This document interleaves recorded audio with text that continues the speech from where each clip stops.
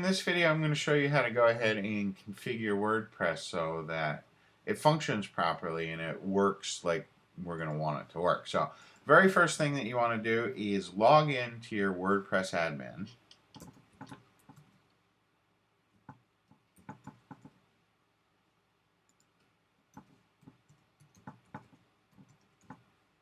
Okay, we're going to log in. And we're going to log in. And the first thing that I like to do is sometimes when you log in, you're going to see a notice that a new version of WordPress is going to be available. So what I like to do is I like to update that right now. So I just click on Update Now. It's going to upgrade everything. It's going to go through the process, and it's going to tell me that everything is all updated as I wish.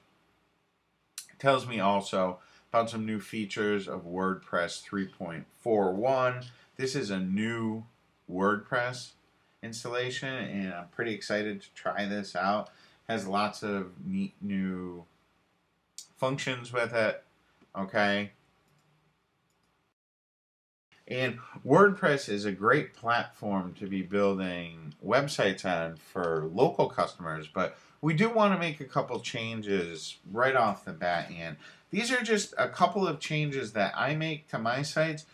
You may have more experience with WordPress than I do. I build basic sites for clients and for myself, so there may be some plugins and some settings that you might want to change, but these are just a couple of the settings that I like to change. Okay, so the first thing that we want to do is we want to go over to settings here. If we click on settings, it's going to have a whole bunch of options over here on the left. Now, the first thing is when you do click on settings, you're going to see the general settings. And you just want to go through this real quick. Make sure there are no errors. Make sure that you have no spelling errors in your site title or tagline. That's very important.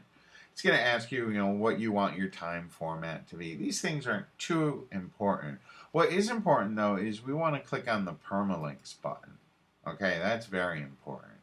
And the default setting, each post or each page is going to have a question mark, then a P, and an equals 1, 2, 3. And that's not very good. It doesn't look good, and it's not good for search engine purposes. So what we want to do is we want to just scroll down, and you see where it says post name?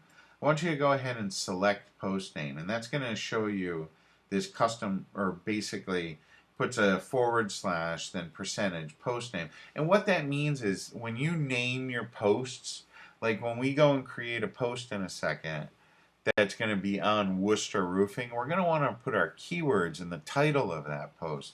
And if we leave that on the default setting, those words are not going to appear in the post, and they're not going to do anything for our search engine optimization. So if we just make this simple change right here, we're going to get, a lot more search engine traffic and have a lot better chance of being seen by the search engines just by doing this little change. And it's also going to make the site easier to navigate. So I want you to go ahead and click on that post name and then click on Save Changes. Okay? Now, the next button that next link that I want you to put in is going to be on discussion right here.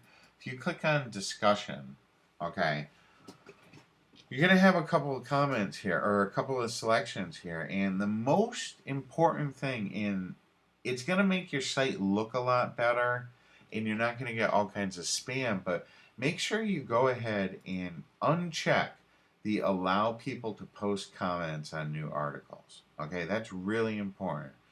It's going to come standard as checked, so make sure that you uncheck that. Okay, and then you have some options down here for avatars. I'm not interested in any of this. It's G rated. It's suitable for all users. The comment blacklist, we're not going to really worry about that. We're not going to worry about any of the comment moderation because we're not allowing people to post comments, so we really don't need to worry about that too much. So then we just want to click on Save Changes. Okay? And then those are the two basic settings that I want you to go ahead and configure. And those are two settings that really set your permalinks, set your discussion, and those are the two main ones. Okay, so make sure that your permalinks are set to the post name structure, okay? And then for discussion, make sure that your comments are not checked.